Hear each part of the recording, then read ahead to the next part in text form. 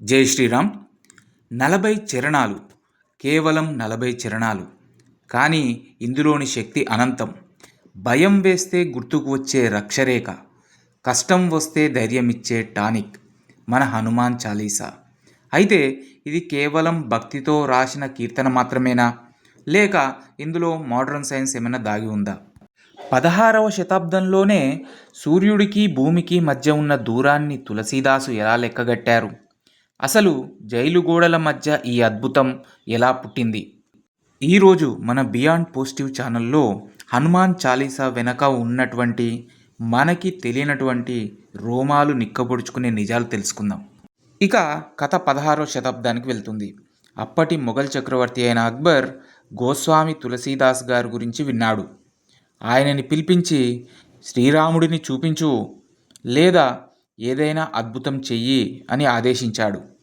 కానీ తులసీదాస్ గారు వినమ్రంగా, నేను మాంత్రికుడిని కాదు, కేవలం శ్రీరాముడి భక్తుడిని అని చెప్పారు.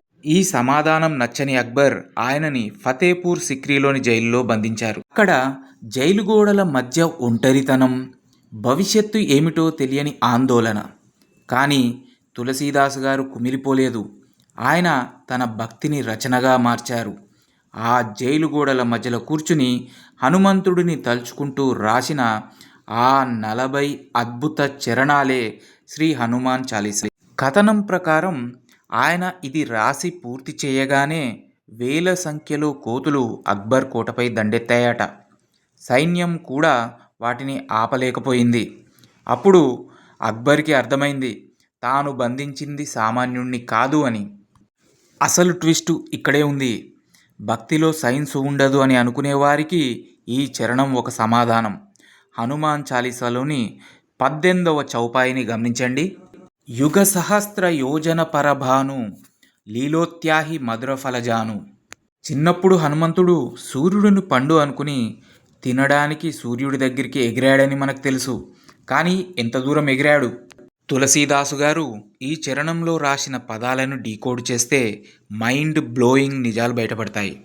యుగ అంటే 12,000 సంవత్సరాలు, సహస్ర అంటే 1000, యోజనం అంటే 8 మైళ్ళు. వీటిని మల్టిప్లై అంటే గుణిస్తే వచ్చేది 9,60,00,000 మైళ్ళు, అంటే సుమారు 153 మిలియన్ కిలోమీటర్లు. ఈరోజు ఆధునిక విజ్ఞాన శాస్త్రం ఇంకా నాసా చెప్తున్న లెక్కలకు ఇది దాదాపు సమానం. టెలిస్కోప్ లేని కాలంలో, క్యాలిక్యులేటర్ లేని రోజుల్లో అంతరిక్షంలోని దూరాన్ని ఇంత ఖచ్చితంగా ఎలా చెప్పగలిగారు? అదే మన సనాతన ధర్మం యొక్క గొప్పతనం. సరే, చరిత్రని సైన్స్ని పక్కన పెడదాం. ఈరోజు ఈ క్షణం హనుమాన్ చాలీసా చదవడం వల్ల మనకేంటి ఉపయోగం?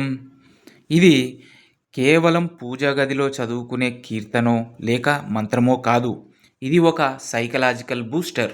బలబుద్ధి విద్యా దేహుమోహి అంటే నాకు బలాన్ని, బుద్ధిని, విద్యను ఇవ్వు అని అడగడం వల్ల నాకు బలం లేదు, విద్య లేదు అని ఉన్న నిరాశని మన సబ్కాన్షియస్ మైండ్ని పాజిటివ్గా మార్చుకుంటాం. భూత పిశాచ నికటనహి ఆవై అంటే కేవలం దయ్యాలు భూతాలు మాత్రమే కాదు, మనలోని భయాలు, డిప్రెషన్, నెగిటివ్ ఆలోచనలు కూడా దరిచేరవు.